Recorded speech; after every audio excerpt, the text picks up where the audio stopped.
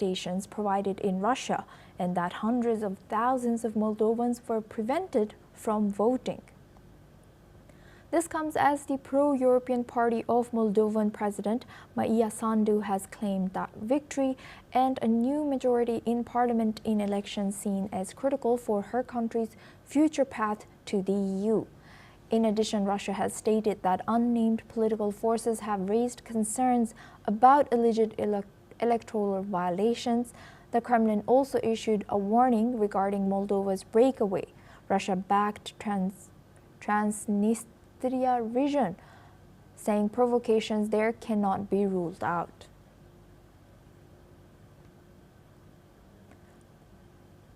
Now we stay in Europe. Britain is considering tougher rules for migrants seeking permanent residency, with the government looking to require applicants to prove their contribution to society. UK Interior Minister Shabana Mahmood will outline proposals to make indefinite leave to remain conditional on factors like social security contributions, clean criminal records, English proficiency, and community volunteering. Currently, most migrants can apply for permanent residency after 5 years, but the government's plan would link settlement to paying taxes, not claiming benefits, and maintaining a record of positive community engagement. A consultation on the changes is expected later this year. The move follows rising popularity for Nigel Farage's Reform UK party, which has pushed to scrap indefinite leave to remain in favor of renewable 5-year work visas. Prime Minister Keir Starmer and Labour have also toughened immigration policies in response, while Starmer accuses Reform UK of promoting policies that could tear the country apart. Immigration remains a key issue for British voters, with net arrivals having reached record levels since the country left the European Union. Now we go back to Mark Sutherland. He's a geopolitical commentator, joins us live from London. Thank you very much, Mark, for staying with us. Now, how is this rising popularity of Reform UK Party and the immigration stances on both the Conservative and Labour parties influencing the political landscape in UK? The whole discussion of legal migration has been in this country since 1997, since Tony Blair came into power. He then left in 2007, and Gordon Brown then took over. They then lost the election in 2010. Previously from then, the 14 years of a conservative, inverted commas, government were supposed to also sort this out. Blair opened the gates in regard to migration from Europe, and then that has continued. And we have also seen in this country 70,000 plus illegal immigrants coming over by boats over the channel. In the previous year, and particularly under the Boris Johnson premiership, legal migration in regard to people coming over here to do university courses, etc., or coming to do jobs and then bringing all their dependents, has then gone off the charts as well.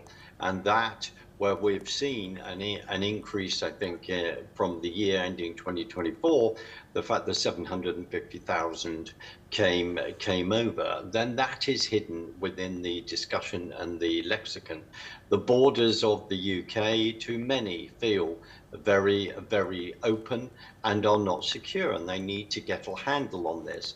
And it's very, very easy to throw tropes around, throw words around, of that anyone that raises this is being, is basically racist and all this kind of nonsense.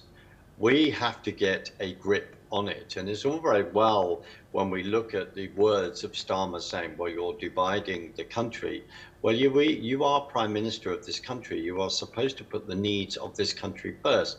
But unfortunately, you didn't, because on the 23rd of June, 17,410,752 people, with a majority of over 1 million, voted to leave in a democratic vote the European Union. And the Prime Minister, as he now is, Starmer, from 2016, did whatever he could as when he was in the Corbyn cabinet and then becoming leader of the Labour Party, to get this country back into Europe in virtually in name only. And that is what he has been doing.